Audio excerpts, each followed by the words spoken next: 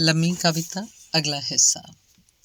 ਠੰਡੇ ਪਾਣੀ ਪਰਬਤ ਦੇ, ਦੋ ਘੁੱਟ ਪੀ ਬੈਠੇ ਅਸੀਂ ਇਸ਼ਕ ਦੇ ਸ਼ਰਬਤ ਦੇ। ਪਾਣੀ ਸਿਰ ਤੋਂ ਲੰਘ ਜਾਵੇ, ਸੁਣ ਲਓ ਵੇ ਲੋਕੋ, ਕੋਈ ਭੁੱਲ ਕੇ ਨਾ ਨਿਉ ਲਾਵੇ। ਉੱਚੇ ਬੁਰਜ ਮਸੀਤਾਂ ਦੇ, ਇਹ ਹੜ੍ਹ ਨਹੀਂ ਰੁਕਣੇ, ਮੂੰਹ ਜ਼ੋਰ ਪ੍ਰੀਤਾਂ ਦੇ। ਪੈਣ ਨਿੱਕੀਆਂ ਫੁਹਾਰਾਂ ਵੇ, ਰਾਹੇ ਰਾਹੇ ਜਾਣ ਵਾਲਿਆ, ਕਦੇ ਮੋੜ ਮੁਹਾਰਾਂ ਵੇ। ਗੋਰੀ ਗੱਲ ਤੇ ਤਿਲ ਮਾਹੀਆ, ਜਿਹੜਾ ਸਾਨੂੰ ਪਿਆਰ ਨਾ ਕਰੇ, ਤੇਰਾ ਕਿਹੋ ਜਿਹਾ ਦਿਲ ਮਾਹੀਆ।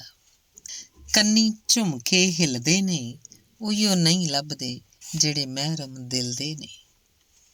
ਕਿਹੋ ਜਿਹੇ ਪ੍ਰਬੰਧ ਕਰ ਲਏ, ਜੋ ਸੀ ਸਾਡੇ ਵੱਲ ਖੁੱਲ੍ਹਦੇ, ਬੂਹੇ ਸੱਜਣਾ ਨੇ ਬੰਦ ਕਰ ਲਏ। ਕੀ ਕਹਿਣਾ ਲੋੜੀਂਦਾ, ਲਾ ਕੇ ਸੱਜਣਾ ਵੇ, ਕਦੇ ਨਿਉ ਨਹੀਂ ਤੋੜੀਂਦਾ। ਧੰਨਵਾਦ।